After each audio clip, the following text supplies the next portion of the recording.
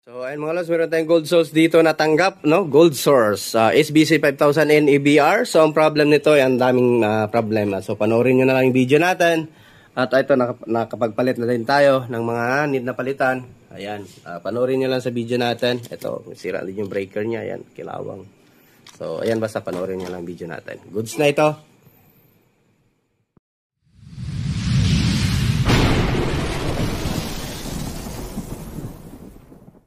Hello mga lods, good evening. At ito, welcome back sa ating muling channel. So ito na naman yung EBR series natin, repair, no? So ayan, grabe yung nangyari sa EBR na to. Ayan, kaskas talaga yung carbon brush.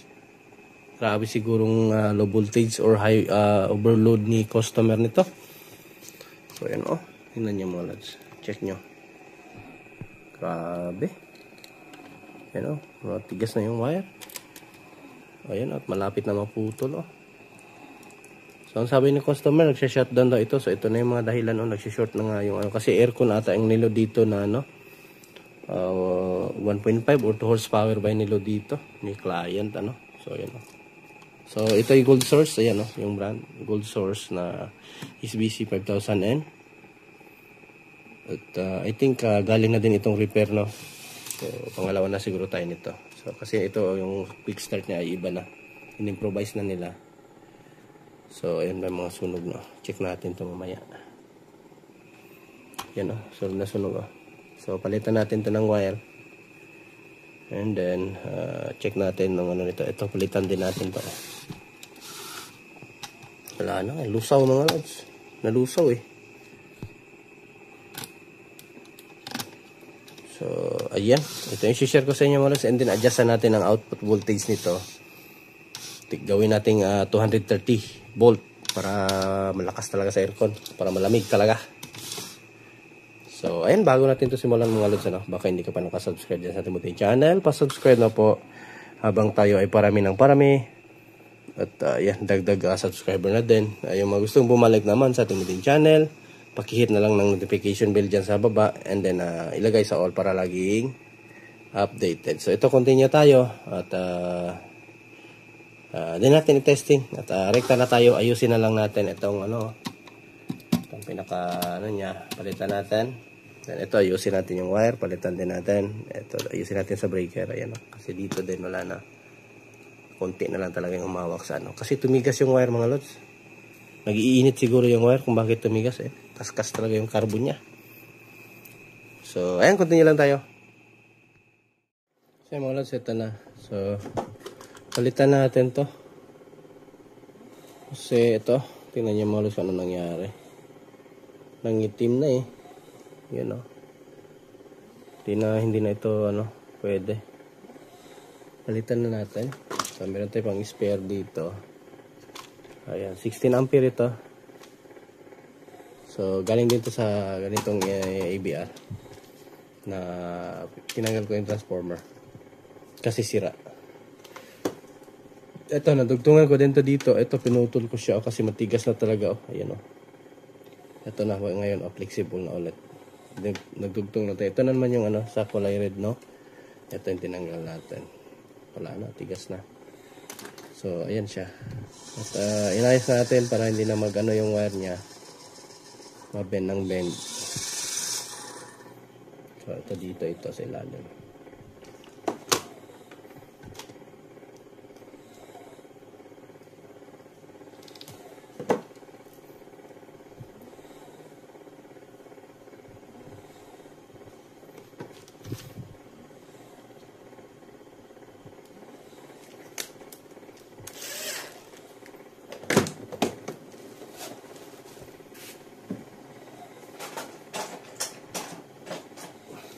So, yung kalimutan ilagay ating video mga lods,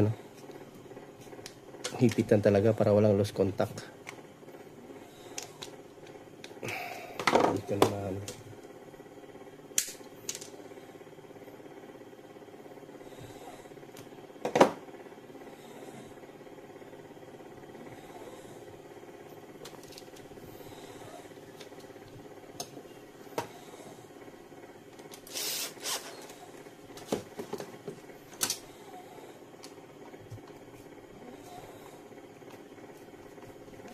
Ayun.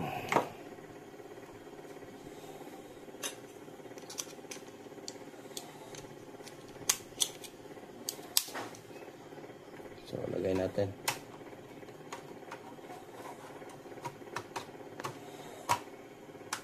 Ayun.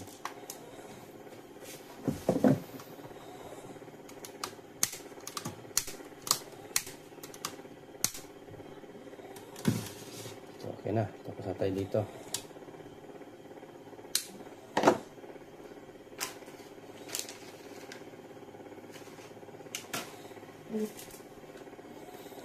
So may dalawa pa itong kasunod.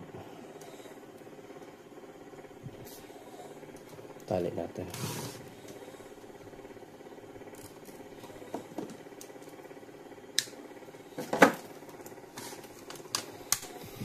Ito pa dito.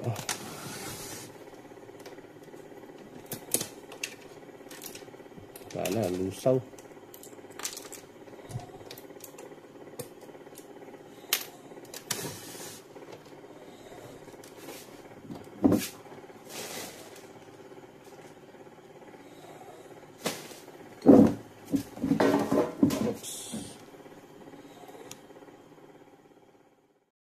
So ito mga lods, tapos na natin, ano? Ayan, ito napalitan na din natin. So niribit na lang natin, wala tayong mahanap na parehong socket na ano, outlet, no? And then ito mag-a-adjust din tayo ng voltahe kasi na-test ko kanina bagsak yung voltahe niya.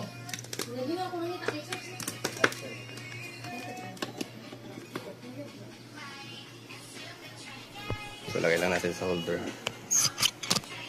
Kaya siguro to na ano sa aircon eh. Ayan.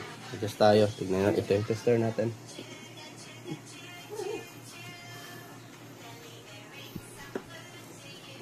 So plug natin. On. Tapos quick start. Wait. Itong quick start niya, tanggal.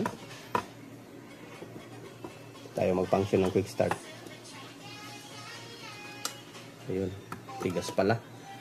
So meron tayong 223. Since aircon yung ginamit dito, mag-a-adjust tayo.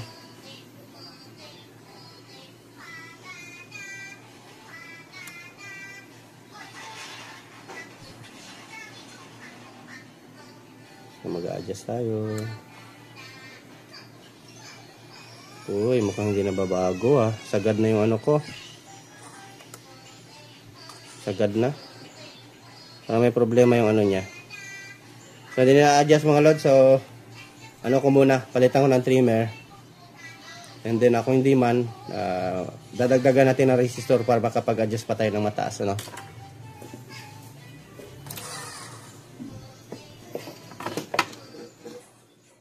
So, ayan mga lods. At ito na. Adjust natin ulit. So nakapagpalit na tayo. Ayan o. 1K. So meron na pala itong ano, nakalagay na resistor sa likod na 1.8K. 1.8 ba ito? So ano, adjust tayo. Tignan natin kung mataas na yung ano niya. Gain ng kanyang trimmer. So ayun o, nagbago yung ano niya. Kasi kanina yung tinanggal natin yung trimmer, nandito siya eh.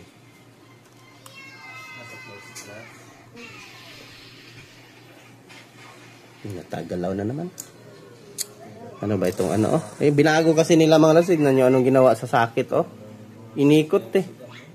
Pwede naman sana bumili ng adapter.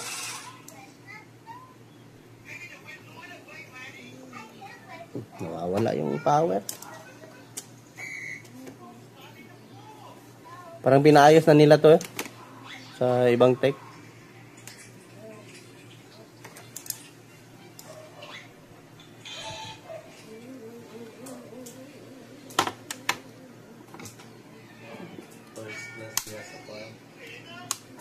Diba tong outlet nila ginawa nila kasi?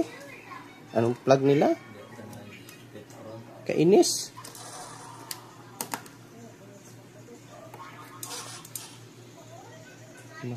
Mas pa sa ano eh. Naglulos eh. Tayo pa yung magproblema sa kagagawa nila. Ay nako. Nainis na ako sa ano nila, naglulos. So ayan mga lods, at ito, adjust tayo ng voltahe. So tinanggal natin para sure bull.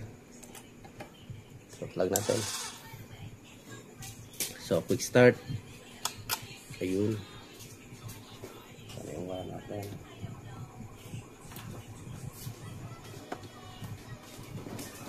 Tanggal.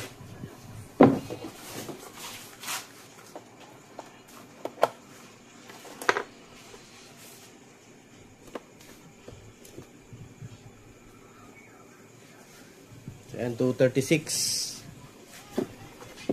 Bago na itong trimmer natin, ano. So adjust natin pababa. Uy, malaki.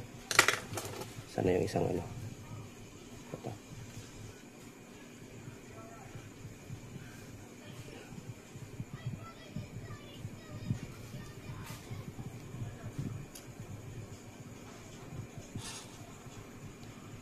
Taas. Yan, di ba? Na ano ba natin? Pinalitan natin ng trimmer ay naging ano siya. So tingnan nyo lang tester natin. Since aircon yung gagamitin.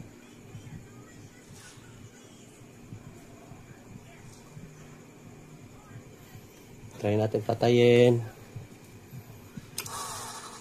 Tapos plug. Dapat ganyan yung voltage sa arm mga lods, ano? Pag patayin. Ayan, gumaganyan siya. Pag i-plug. Ayan. Then, quick start natin. So, 228.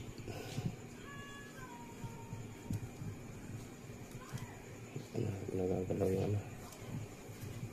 228. 231. Patay natin. Quick start hanggang sa ma-perfect natin yung ano niya. So 231.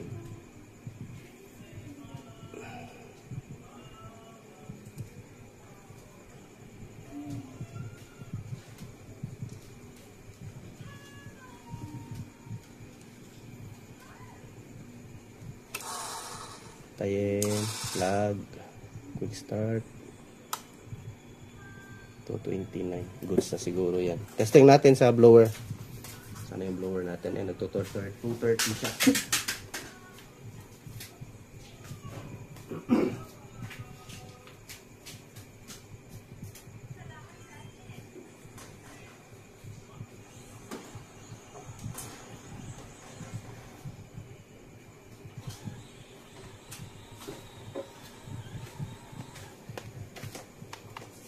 Testing tayo. Pinalitan ko pala yung mga wiring niya dito sa likod kasi ano na siya, nagputi-puti na.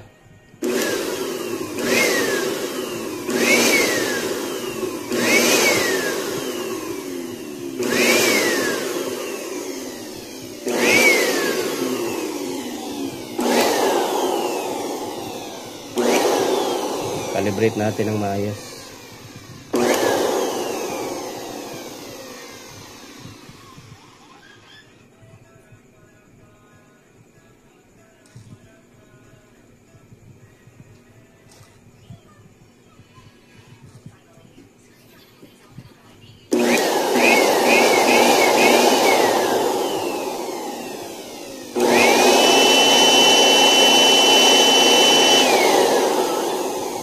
So, ayan, goods na yan. Kapag ka-continuous, ay nagiging 229 siya.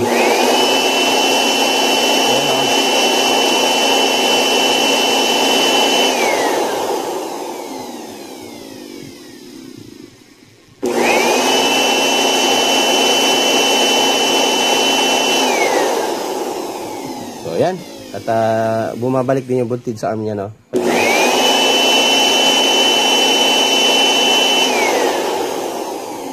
Ayan, goods na ito. Balik na natin. Okay na to. Calibrated na.